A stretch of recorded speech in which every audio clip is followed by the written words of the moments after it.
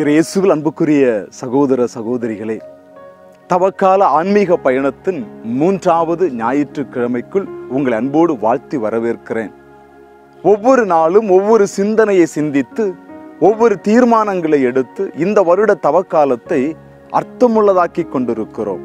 அந்த வகையில் உங்கள் ஒவ்வொருவரையும் நான் மனதார பாராட்டுகிறேன். அன்புக்குரியவர்களே, இன்றைய நாளும் ஞாயிற்றுக்கிழமைக்கான ஒரு மைய சிந்தனையை சிந்தித்து இந்த நாள் பயணத்தையும் அர்த்தமுள்ளதாக்கி பயணிக்க முயல்வோம். இன்றைய நாள் சிந்தனையை வழங்கி நமக்கு உதவியாய் இருக்கிறவர் சொரப்பாறை கிறிஸ்து அரசர் ஆலய பங்கு தந்தை அருட்தந்தை சில்வஸ்டர் அடிகளார் அவர்கள். வாருங்கள், அவருடைய சிந்தனையை கேட்டு இன்றைய பயணத்தை அர்த்தமுள்ளதாக்குவோம்.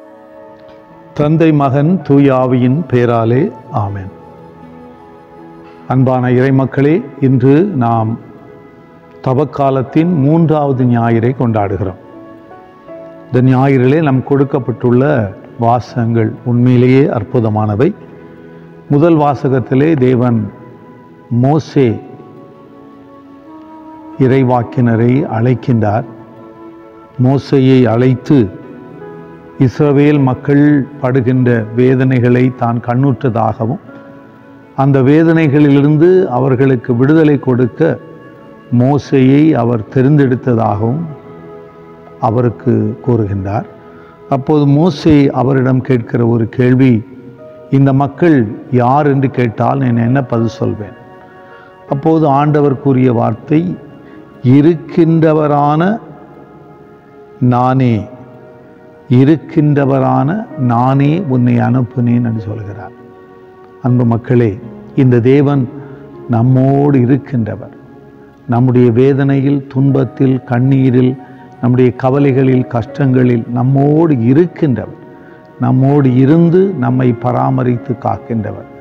நமக்கு நல்லதை செய்ய வேண்டும் என்று விரும்புகின்ற கடவுள். எப்படி இஸ்ரவேல் மக்களுடைய துன்ப துயரங்களை எகிப்து நாட்டிலிருந்து எடுத்து அவர்களை பாலும் தேனும் பொழியும் பரிசுத்தமான நாட்டிற்கு அழைத்து செல்ல விரும்பினாரோ, அதே போல அதே தேவன் நம்மையும் இன்று பெயர் சொல்லி அழைத்து நமக்கு வாழ்வு தருவதற்காக, நம்மை வழிநடத்துவதற்காக இறங்கி வந்த அன்பு தெய்வத்தை தான் இன்று நாம் சந்திக்க வந்திருக்கிறோம். இரண்டாவதாக, இன்றைய நற்செய்தியிலே அருமையான மக்களே, ஆண்டவர் நம்முடைய மனமாற்றத்தை கேட்கிறார். மனம் மாறினால்தான் வளர முடியும். வளர வேண்டுமென்றால் மனம் மாற வேண்டும். இந்த மனமாற்றத்தை தான் தேவன் இன்று நம்முடைய வாழ்விலே விரும்புகின்றார். ஆக நாம் ஒவ்வொரு நாளும் மனம் மாற கற்றுக்கொள்வோம்.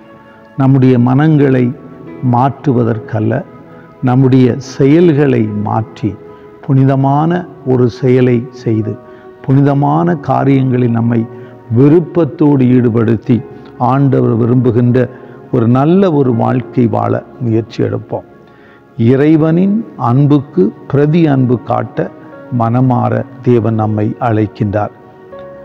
இத நமது உதவியின்றி நம்மை படைத்த கடவுள். நமது உதவியின்றி நம்மை மீட்க இயலாது. நமது உதவியின்றி நம்மை படைத்த கடவுள். நமது உதவி இல்லாமல், காரணம் நமக்கு இந்த ஃப்ரீ வில்லை கொடுத்திருக்கிறார், சுயமாக சிந்திக்கும் ஆவலை கொடுத்திருக்கிறார். அதனால கடவுள் நம்முடைய விருப்பம் இல்லாமல் மீட்க முடியாது. அதனால தேவனுடைய விருப்பத்திற்கு நம்மை இட்டு செல்லும் பொழுதுதான் அந்த இறை சித்தம் நம்மில் நிறைவேறும். அது நமக்கு வாழ்வாக, வல்லமையாக, சக்தியாக அனுதினமும் மாறும்.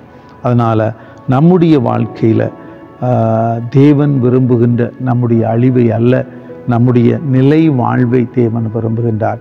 நம்முடைய வளர்ச்சியை, நம்முடைய உயர்வை, நம்முடைய சக்திகளை தேவன் விரும்புகின்றார். அதை தேவனுக்கு நாம் விருப்பத்தோடு கொடுத்து தேவனுக்கு உகந்த வாழ்வாக, தேவன் விரும்புகின்ற ஒரு வாழ்வாக மாற்றி காட்டுவோம். அதுதான் நமக்கு பெருமை. ஆக உங்களையெல்லாம் இந்த நாளிலே இறை ஆசீரோடு வாழ்த்துகிறேன்.